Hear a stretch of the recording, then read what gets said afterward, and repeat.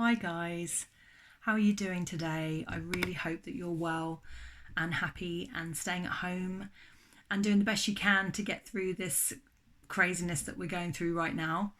I've been finding this week a bit tougher because I haven't had or felt like so much of a purpose.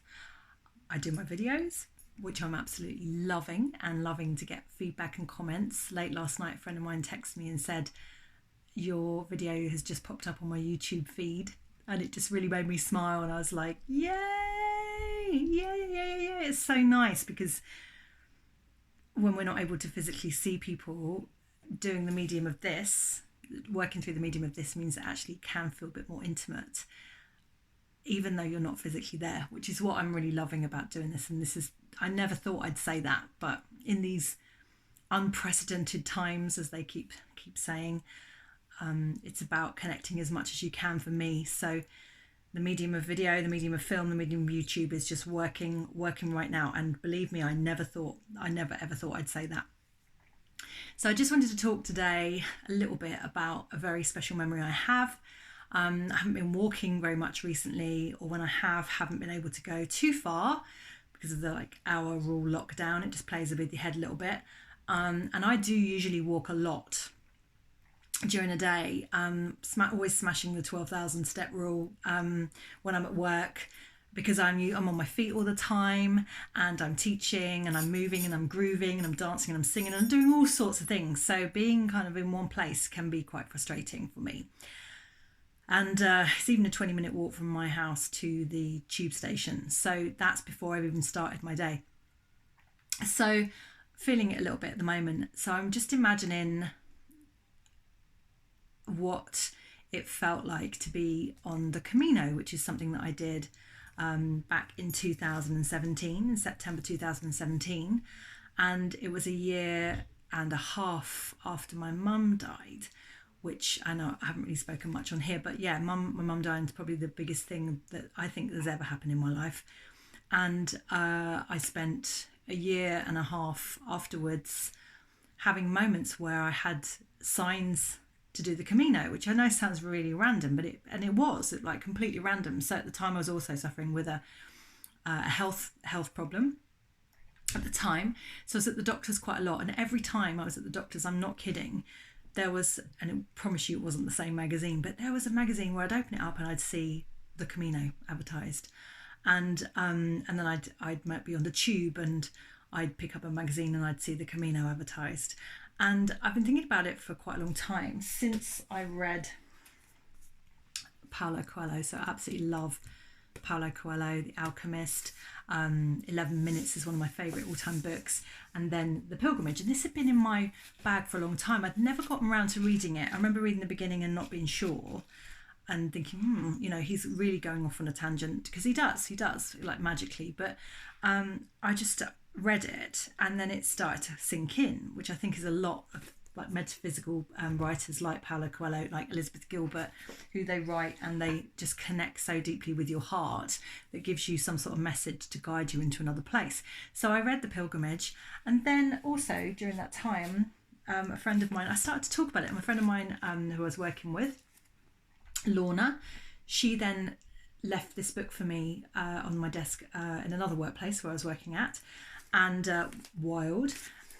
So I was reading that, and it was absolutely fantastic, and it resonated deeply because her mum dies in the movie, and then she goes on this incredible Pacific Crest Trail walk. Oh my gosh, what a book. And then there's the film of that too. So during this year and a half after my mum died, I was seeing the signs. It feels more regular now I look back on it, but at the time, I'd go through whatever and then suddenly it would pop up again. So it wasn't until February 2017, a year after mum died, that I then posted something on Facebook and said, guys, has anyone ever done the Camino? It keeps popping up in my life. Any hints and tips? And then that was it. Started to get bombarded with different material from people saying what they'd done. I met this couple who were a travel writers who were traveling the world together, and they had recently posted about it too, so I was asking them questions. They were amazing. And then friends who said, look, I've really been thinking about it, but more likely when I'd retire. I knew that I wouldn't be doing the whole thing through fitness, just time, allowing myself the time, those kind of things, thought processes, my business, like how would that work? But I knew that I wanted to do some of it. So I started to do research. Then the film came on telly, The Way, with Emilio Estevez, I think that's it. Absolutely fantastic film, all about that. So I don't know about you, but for me, if I'm doing anything that could possibly, I was going to say kill me. I know that sounds really extreme, but I have to have like this utter confidence beforehand. It's almost like an athlete where they have to go through it in their mind beforehand. And I suffer really badly with vertigo. It's one of the things that I've always suffered with. I've got like a slightly kooky eye. I'm being really honest in this video, aren't I? But I'm just, why not?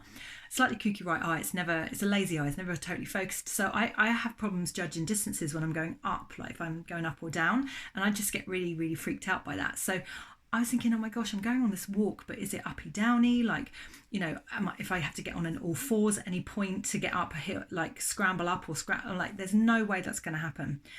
Too much for me. I'll be absolutely frozen scared. So I started to do more research. I was watching videos of people who'd been doing it. I started to do research.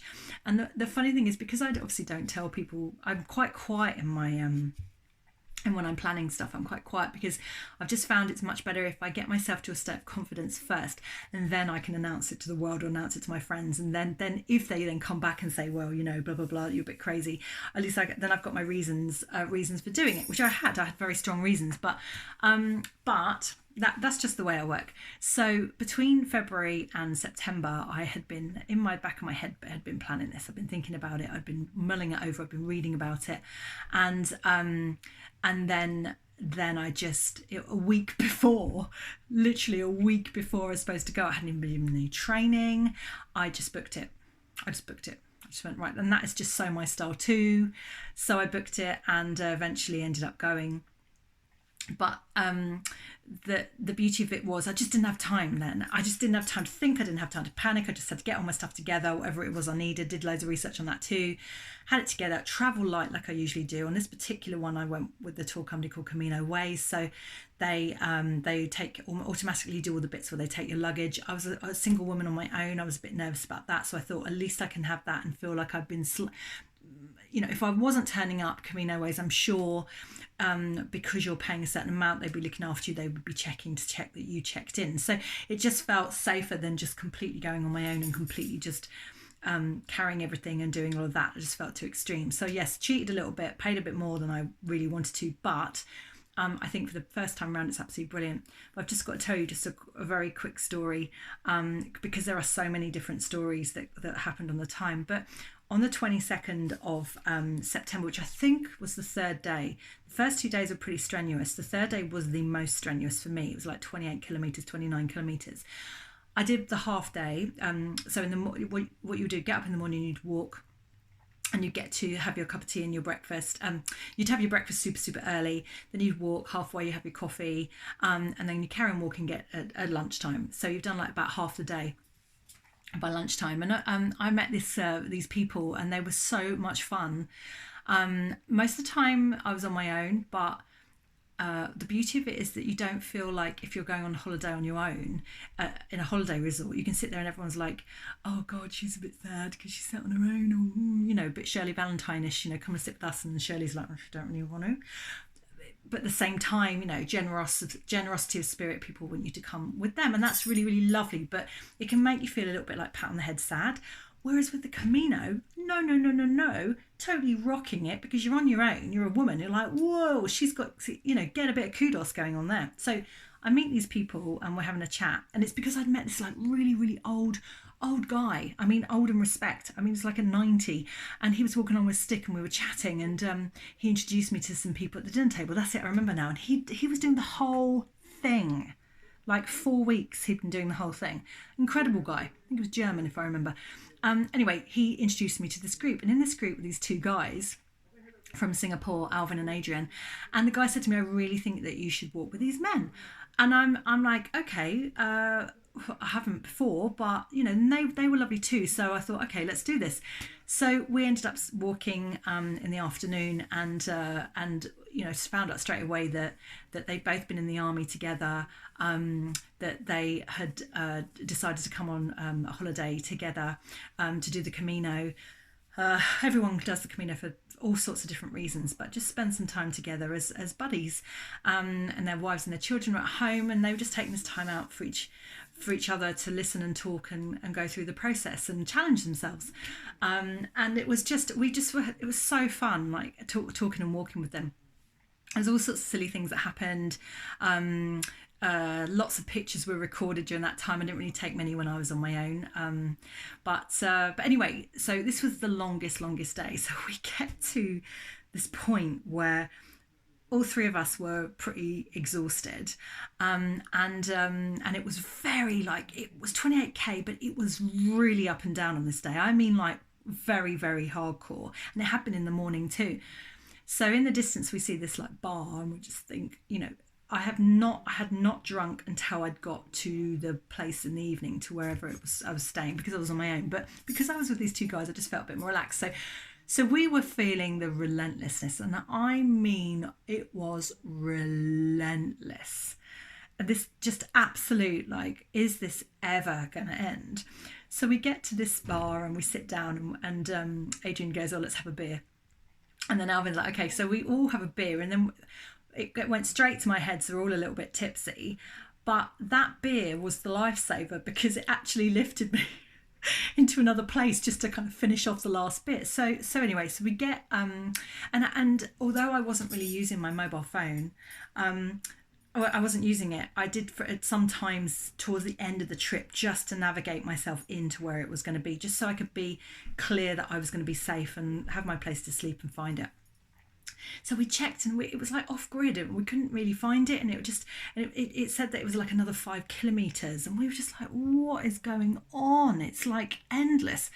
So we're walking along, and by this point we're all actually beside ourselves. I mean, we're completely beside ourselves, and we see this place on the right, and it looks really nice, and it's like a barn style and lots of glass, and I was like, "Oh, that's a really nice place." So I go and I said to them, "Look, I think I need to go and get a snack or another drink or some water or something, because I think I'd run out of everything on that day." Like I said, it was relentless. So they said, "Okay, we'll just wait here." So I go in, and I thought I'll use the facilities as well. So I go in and then walk past everything, and then on the way out, after I bought my snack, I was stood there talking to the person. I just, out the corner of my eye, notice my suitcase. Now, my suitcase is a London bus. That's all I'm saying. It's black suitcase, but it's a London bus shape, and I'm like, that's my suitcase. And I've been taking so long that Alvin and Adrian, who were exhausted, they wanted to carry on because this wasn't their place. Alvin had come in, and I just like looked at him and I went, "Alvin, I think this is where I'm supposed to be staying."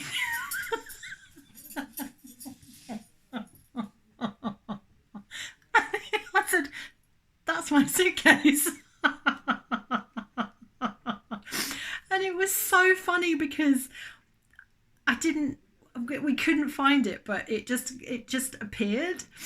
And even to this day, like, the boys had to then continue. They didn't have to go that much further, but still for them, it was like another 3k to get into the town where we were staying. And I cannot remember the name of this particular town. I've got it all written down somewhere. I think it wasn't Malid, maybe Palestare.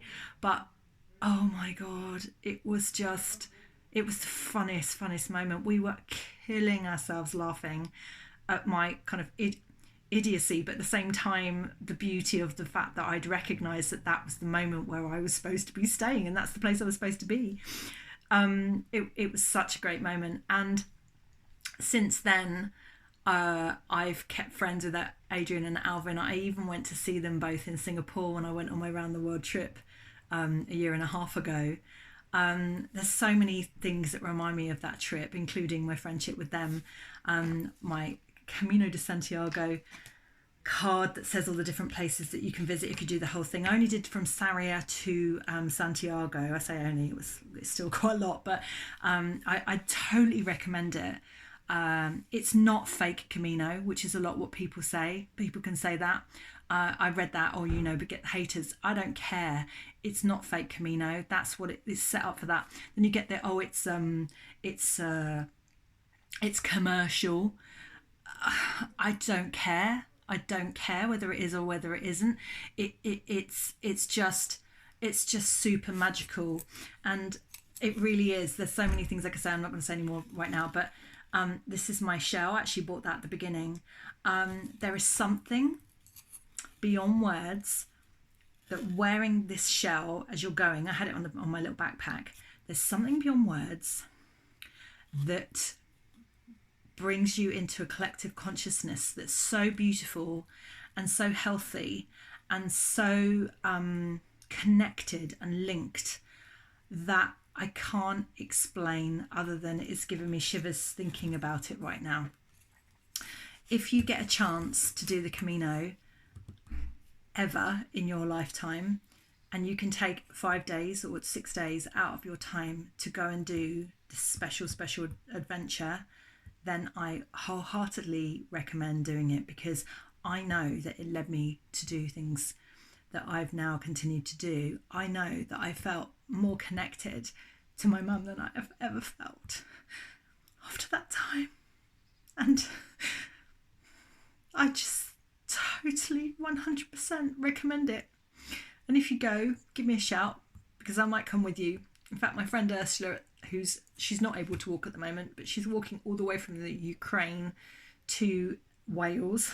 I'm writing a book about it. She's already written one book, One Woman Walks Wales, and I am in consideration of going out and spending time when there's lockdown done, and working in Alberg as well, which is some of the places that you can stay as a pilgrim if you're going the way where you're not paying through a commercial company like I did, which in a sense does make it commercial. But I'm just saying that it is so magical and so special, and there's really nothing that I've ever found in all of my travels and all the things I've done like as special as the feeling of just being in the presence and walking in the same footsteps as millions and millions and millions, and some have even done it on their knees, millions and millions of people have done over a lifetime. There's nothing like it that I've found. So sending love, and it's a bit of a longer one today, but there'll be other things I post about the Camino at some point, but I really recommend it.